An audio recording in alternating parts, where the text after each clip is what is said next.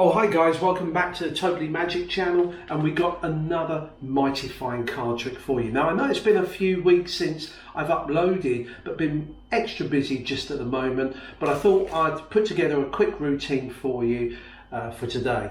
Now we are going to use just a regular deck of cards. I just want to show you these. They have been shuffled, as you can see. They're just a random mixed array of cards. In fact, what we're going to do today is get not one but two cards chosen. So this is a great impromptu trick for having two cards selected. But let me just carry on showing you the cards so you can see that they are all different, 52 different cards. In fact, we'll even give them a quick cut. So what I want you both to do, two spectators, they're both going to choose a card. Who wants to go first? You do. I'm just going to run my thumb down the side of the pack, just call stop. There, you're happy there? You sure? Okay, I want you to take that, but don't look at it just yet. Just take the card. Because you did have a free choice. You could have chosen any of these cards, and you're also going to choose one of these cards right now. So let me just do the same again. Just thumb down the side, just call stop there. Yeah, happy there, about halfway. Take that, don't look at it just yet. So you've both chosen a card each from the shuffled pack. Have a look at the cards. Now the spectators will look at their cards. So we have this one here and we have this one here. So remember both those cards. Now what I'll do is I'll give the cards another shuffle. I know it's a little bit overkill, but just to make sure that everything is above board. Now I know that some people think magicians cheat and maybe put a card at the bottom that looks like yours. Does this look similar to any of your cards? No? Okay, and what about the top one? Does that look similar? No, it doesn't. Okay, so we've definitely got a shuffled pack. I want you both to return your cards, but I don't want anything to do with this part of the trick. I want one of you to choose who wants to deal the cards first. Who wants to deal the cards? You want to deal the cards first. Okay. This spectator, by choice, has chosen to deal the cards. You get them to deal the cards down. Deal the cards, but what I want you to do is I want you to stop at any point. There, you're happy there. Now I'm not going to get you to return your card there because subconsciously, because you know what your card is, you may have stopped there for a reason. So I tell you what, you've chosen to stop here. Can you put your card face up to mark that position? Okay, they will take the card. So a red jack, we put that there. Now I want you to do the same. I don't want to handle the cards. Can you take the cards and deal down and stop when you like so that your friend can put their card back? Happy there? I'll take those. So what card did you get? Oh, a black 7. We'll put that in there, mark there. Now I think you'll agree that what's happened, we've shuffled the cards. You both chose a card randomly. You then both return the cards to the pack. However, if we go through and find where your cards are, we'll take the card next to it. Now, you chose a red jack and you chose the black 7. But I do want to just show you the cards. You saw that you had a free choice. The cards were shuffled, you both picked cards, you both returned them. The amazing thing is what I don't understand is you picked a red jack, you picked a black 7. How you both managed to put them beside a red jack and a black 7, the sibling of your freely chosen cards. And that is beyond coincidence, beyond luck, but it is purely magic.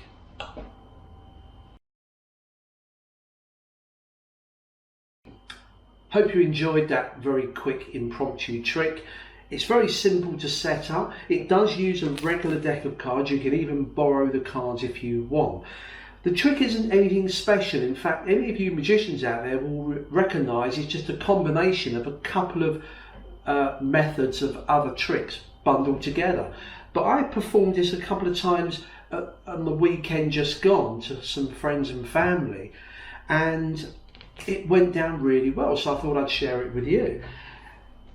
First of all, you're going to need to remove cards that you're going to force. Yeah, you guessed it, you do force the 2 cards onto the spectators.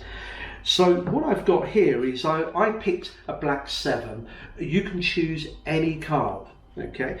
But what you do is you remove the sibling of that card. So if I'm going to force the 7 of clubs, I'm going to also pick out the 7 of spades, and the same with the red jacks, okay? That's all you need. Now, I also remove a couple of extra cards, anything I do, like that, and you'll see why. We now need to stack the cards. It's a simple stack, but what I'm going to do is to take, first of all, one of the black 7s and drop it on top of the pack. This pack is shuffled and regular on top there. I then take any one of the indifferent cards and drop that on top. I then take one of the red jacks that I'm going to force, the jack of hearts, and then finally the other force card, the 7 of clubs. Now the only thing you've got to do here is know which is which. So I know that the top card is the 7 of clubs and then the red jack. So that's the order that I'm going to force the cards. So when I give them a choice as to who picks first, I have to remember who took the 7 and who took the red jack. On the bottom of the pack, I take the other red jack and put that on the bottom, and then I take the indifferent card and put that on there. That just covers over the duplicate force card. You're all good to go. Now when you start, you can do some force cuts, shuffles, just like I did. Now because I did a force shuffle like this, I was basically cutting the cards, but I knew that the 8 of spades should be at the bottom. So what I did when I finished doing this shuffle, and by the way guys, you don't need to do any shuffling, you could just show the cards to be regular without any force shuffles. Because I wanted to get them back in to the standard order that I set up, so I just turn them face up and I just casually say, you can see that they're regular cards. Now what I'm looking for is this one, the 8 of spades, and then I do a cut here because I'm going to put these back on top. But doing that, you'll notice on the performance I said, I tell you what, we're going to get 2 cards chosen.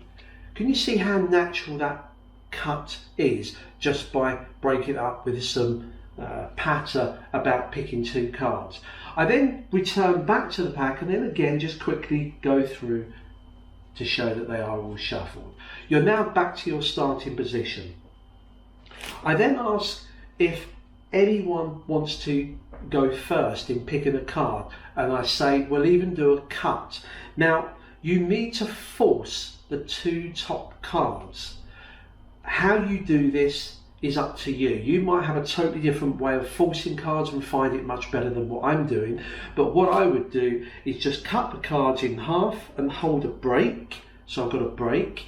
I then do the usual riffle down the side of the cards, and it doesn't matter where they call stop, I lift off where I've got the break. Remember, if you do this force, don't hold it side on when you're flicking, because if they only stop you after a couple of cards and you cut a massive break, it screams volumes. Try and keep the cards face onto the spectator as you flick these down, that way they can't see how many cards they're flicking. Stop, you lift it up. Now this person's gone first, so I know they've got the black 7. I put the cards together just to break up, not going straight to this person doing exactly the same move. I put the cards together, still hold the break, and then I go, remember you could have picked any of these and you're going to pick one of these. I square them up, I've still got the break, So when he does the riffle and I lift up, he's going to get the red jack. I then take the top half and put them down and down there. We're now back in our stack. You'll notice on the performance I do a shuffle. As long as you keep the top and bottom together, it doesn't matter. So a riffle shuffle is great, like that. So it's exactly the same. I then like to add this next bit to full magicians in case they know what I'm doing on the next move.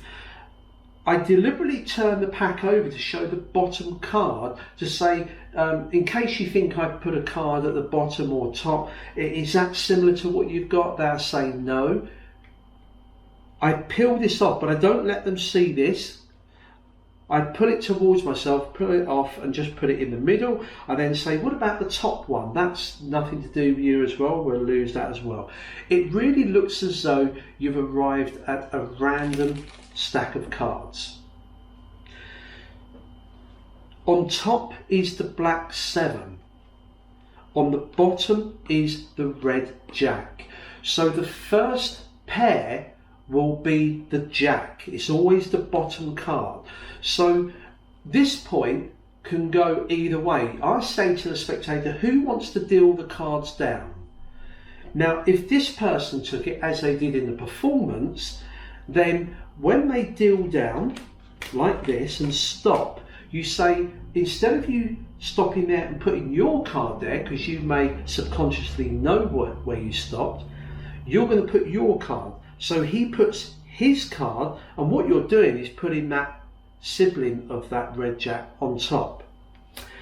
What if it was this guy insisted on dealing? Then he takes the card. You say, I want you to deal down. Now, of course, he's got to put his card here. So what I say, as he's dealing, I say to the other person, can you call stop? So they're actually stopping where their card's going to go. And again, you go into the patter about you didn't choose where it was, in case subconsciously you stopped for a reason there. So your friend has stopped on there. You put this here. I know you probably get what I'm doing now. That goes on top. We're all set up, okay, to do the next one, because the 7 is at the bottom now, and you give the cards to this spectator and say, can you do the same, deal the cards, but your friend is going to choose stop. So now the other person chooses stop. Either way, it looks great. So he calls stop, this person puts his card. Now at this point, you will notice on the performance, I kept mentioning just the colour and value. Don't mention the suit. A black 7, a red jack. You go through and you say, I'm going to remove the card that you place next to your chosen card. So the red jack, and you always take the card above them. I then just again show them the cards just to kill a bit of time before I get into the finale. I pick up the cards and show them the red jack and the black 7. Now I'm just going to turn the cards over and like this. Now the reason I do that is purely for magicians watching, because they believe you're doing a secret move, where in some packet tricks you do this turnover move and it's the same double-faced card that you're showing. So that's the only reason I do this. You can reveal it anyhow you like, the trick's over. So I just say a red jack, a black 7, and you happen to place it next to the red jack and the black 7, and I like to just finish off